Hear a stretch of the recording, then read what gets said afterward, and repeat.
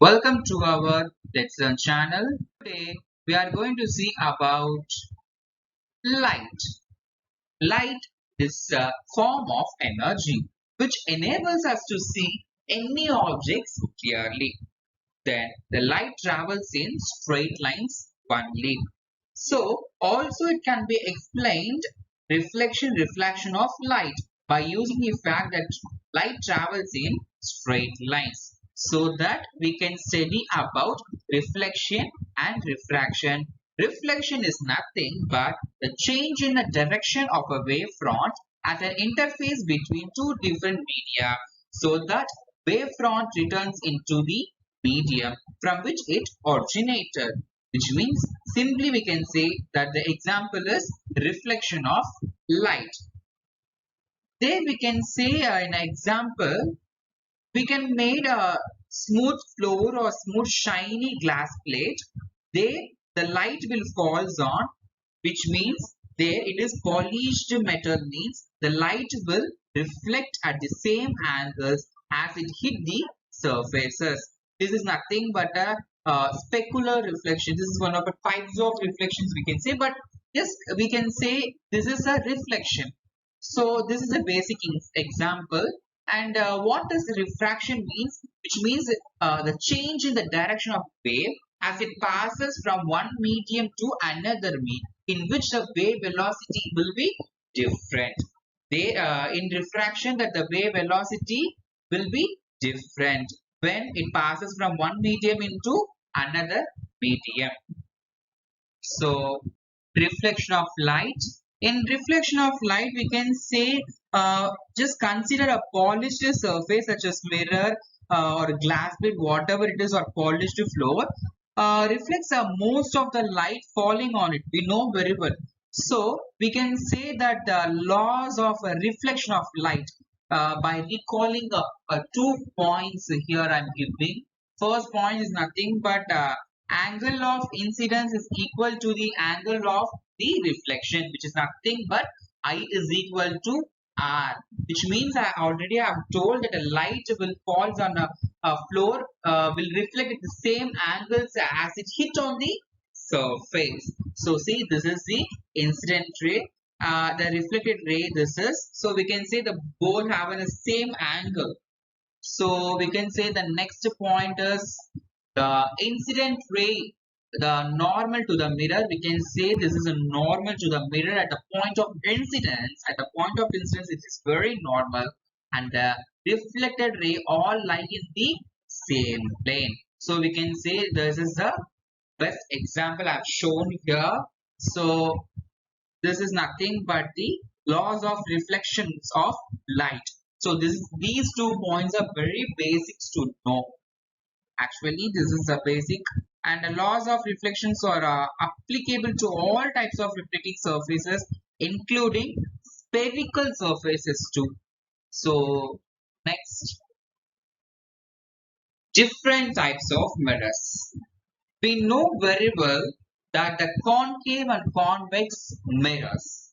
So what is concave mirror? A spherical mirror whose reflecting surface is curved inwards is called a concave mirror. Here I have shown clearly. See that the like a polished one here inside it is, but in outwards I have shown like through drawn by one lines. So this is not cleared one. So inside of this inwards curve, this is nothing but a concave mirror. So we can see whatever it is in a convex mirror opposite to this point, which means uh, reflecting surface is curved outwards is nothing but a convex mirror. Here I have shown inside, I have drawn like some lines. So outward there is no lines. It is like a polished one. So we can say that what is difference between concave mirror and convex mirror. So easily we can say that the concave mirror is nothing but the reflecting surface is of inwards.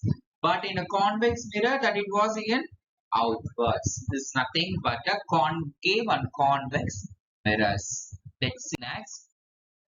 Difference between lenses and mirrors.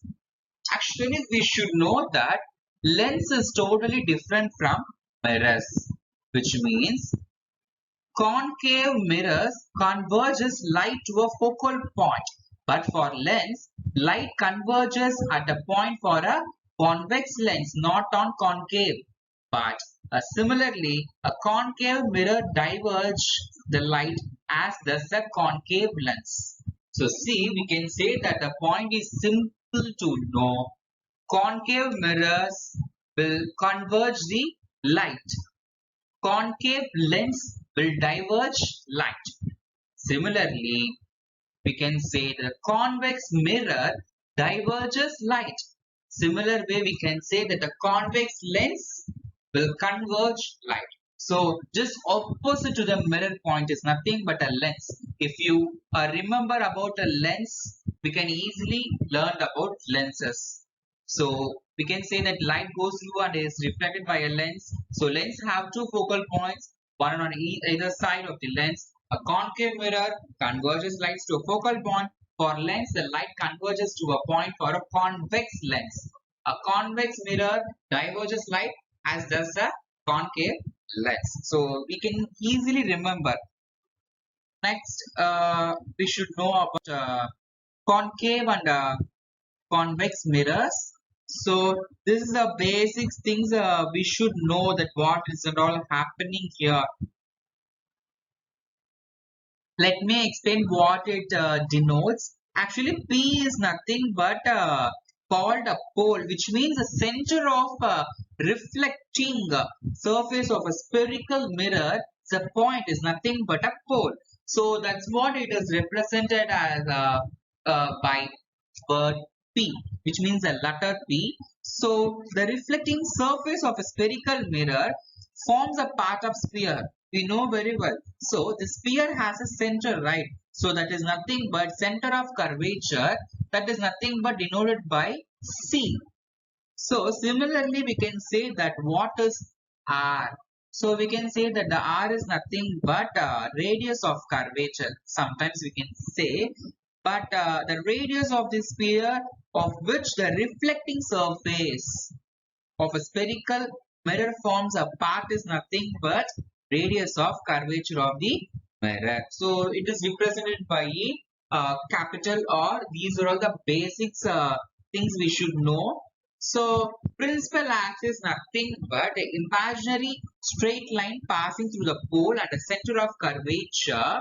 These are all the imaginary lines. So which is nothing but an imaginary straight line passing through the pole and center of curvature of a spherical mirror. So you consider a spherical mirror, which is nothing but the principal axis. So these 4 points are very basic things we should know. So we can understand little by little. Also, we should know about how are the rays parallel to the principal axis reflected by a convex mirror. Similarly, we can say how the number of rays parallel to the principal axis are falling on a concave mirror.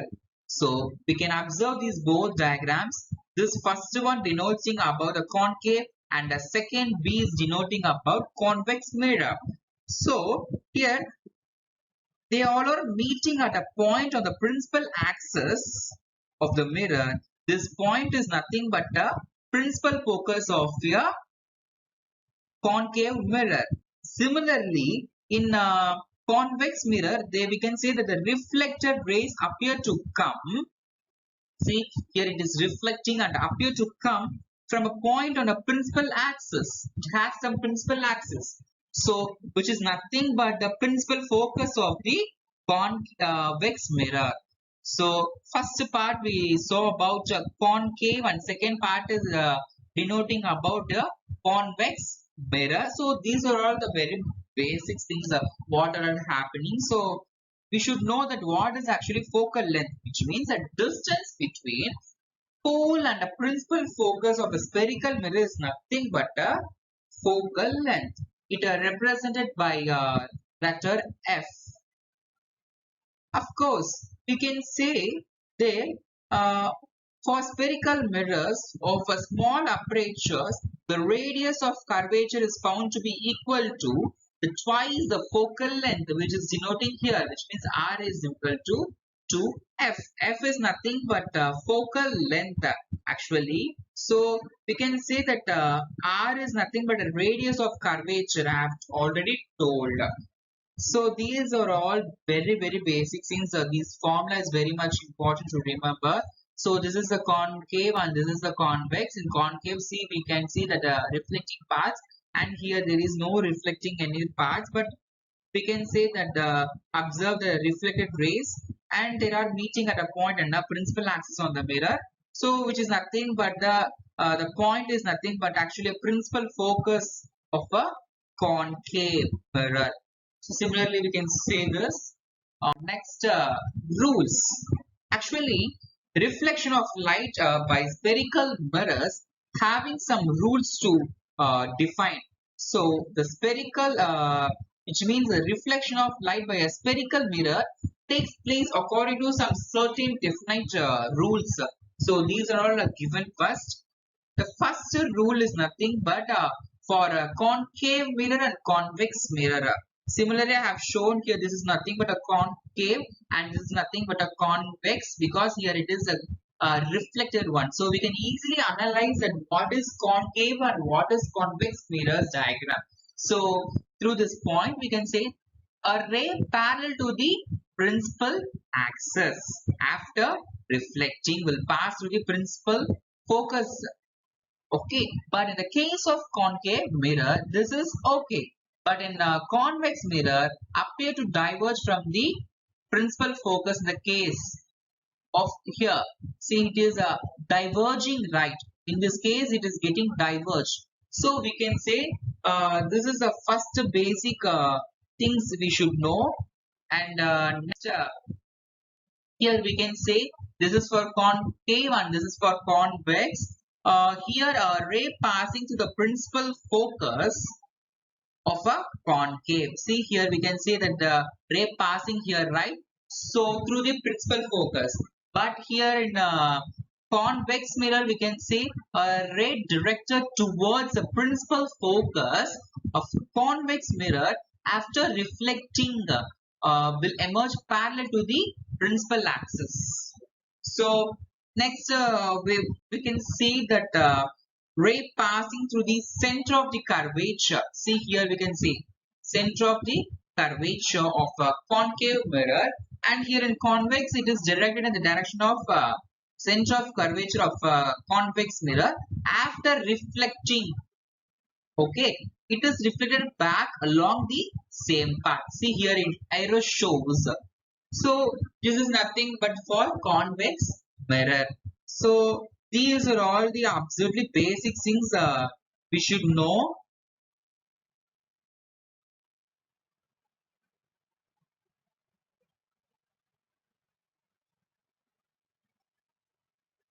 So we should know about the image formation concave mirror and its uses.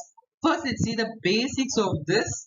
The nature, position and size of the image formed by a concave mirror actually depends only on the position of the object in relation to point, whether it is P, F or C. So these are all the basic things. That means the image is either magnified or diminished or has to the same size. Only it is depending on the position of the object. So if the position of the object changes, it's to a point whatever it is, it's whether it is real or inverted, whether it is on the same size, whether it is diminished, everything will be different at different places. So we can say it is totally depends upon only on the position of the object. So let's see the use of concave mirror before the seeing of image formation. Actually, it is used in torches, searchlights, and vehicles and headlights to get a powerful parallel beam of light. So that's what we are using concave mirrors. Actually, dentists also used uh, to check up patients, to see large images of the teeth of patients. So that's what it is using by dentists. And also large concave mirrors are also used to focus sunlight actually, because to produce a heat in a solar furnaces. So this type of furnace and all using through the concave mirror. So these are all the basics uses. Let's see the image formation here. If an object is placed at infinity, we can say that the image is formed at focus F of the concave mirror. So we can say that it is real and inverted and it is highly diminished point size. So we can say here it is point size is shown here. And next one, if the object is placed beyond the center of curvature, which means a C here, the image is formed between whether F and C of the concave mirror. Actually it is inverted real and also it is diminished, but it is not highly, it is just a diminished. But here before, here it is highly diminished, but here it is only diminished. Next one we are going to see about third, if the object is placed at the center of curvature, then the image is also formed at the C, means it is real and inverted, but its position after its position, which means the size of the image is similar, which means same size of the object it maintains. So because both the position of the object and position of the image at C, that's what it is, the same size of the object. Next we are going to see about if an object is placed between the center of the curvature and focus F, then the image is formed beyond C of the concave mirror. So it is real and inverted and it is enlarged, which means magnified. At E we can say if an object is placed at focus, then the image is at infinity, because how means the rays become parallel after reflection of concave mirror. So we can say it is real and inverted and highly enlarged, because already we know if it is enlarging means the rays becomes parallel, that's what. So at F we can say that object is placed at between P and F. We can say that the position at the behind the mirror, the image is formed behind the object of the which means here we are taking mirror. So on the same side of the object, but it is actually virtual, it is not real. Here we can say that it is a virtual, imaginary points I have shown here. So this is a virtual and erect, and it is magnified, which means it is enlarged. So these are all the basic image formation informations. Next we are going to see about, okay, this is the basics for concave mirrors. Easily we can remember through this. This is the position of the object where you place the object. So this is the position of the image. After reflection you are getting the image, right? So, and this is the size of the image, whether it is diminished or same size or enlarged. So this is the nature of the image, whether it is real or virtual or inverted or erect. So this is the basic things we should know.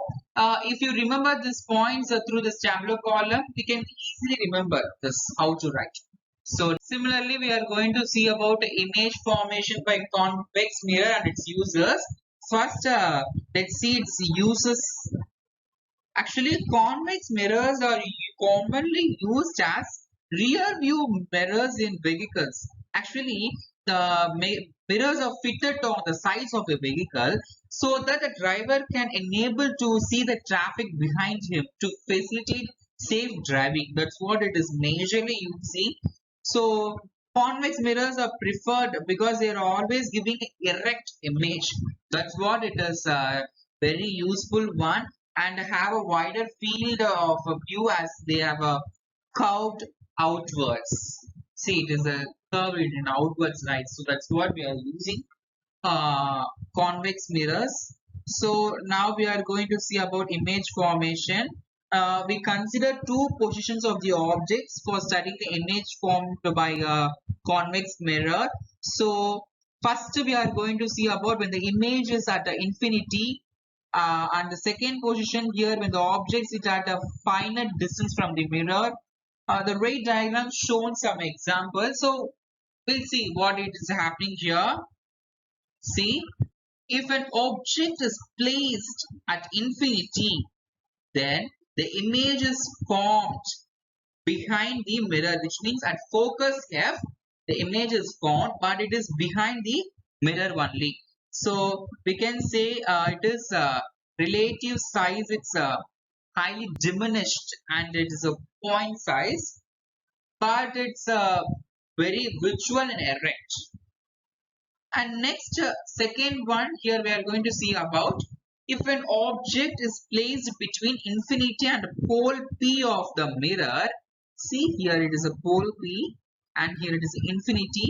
We can say that the image is formed between P and F behind the mirror, because it's curved in outwards, right? It's what it both around of formation is behind the mirror, and we can say it is diminished and its nature of the image is totally visual and erect. We know very well in convex mirrors. So here we can say, right, the a portion of the image only on between P and F, otherwise there is nothing behind the mirror only.